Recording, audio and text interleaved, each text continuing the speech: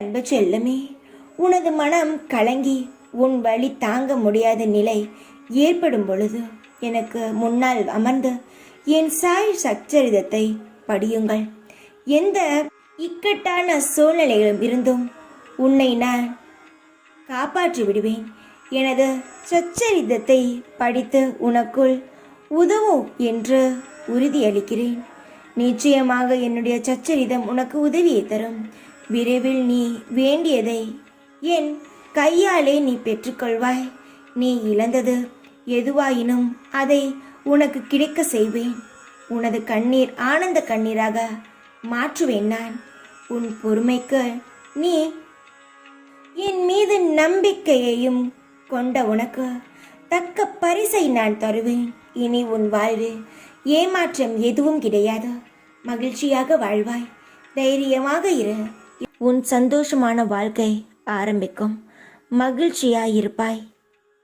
உனக்கு எப்படி கொடுக்க வேண்டும், எந்த நேரத்தில் கொடுக்க வேண்டும், எப்படி கொடுத்தால் உன் வாழ்க்கை நன்றாக இருக்கும் என்று எனக்கு தெரியும்.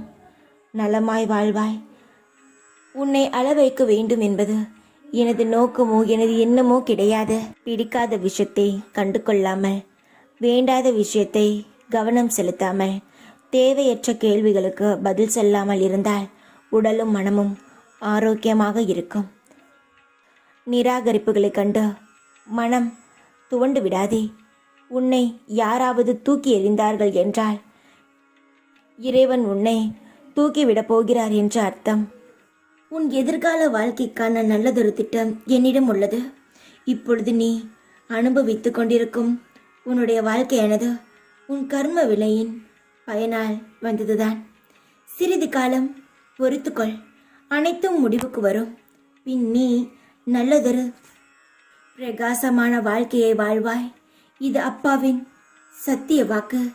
யாரிடமும் அழுது புலம்பாதே. யாருக்கும் நீ குறைந்தவன் கிடையாது. நீ நிச்சயமாக நல்ல ஒரு வாழ்க்கையை தான் வாழப்போகிறாய். தைரியமாக இரு. எப்பொழுதும் உன் கூடவே இருப்பேன் நான். ஓம் சாய்ராம்.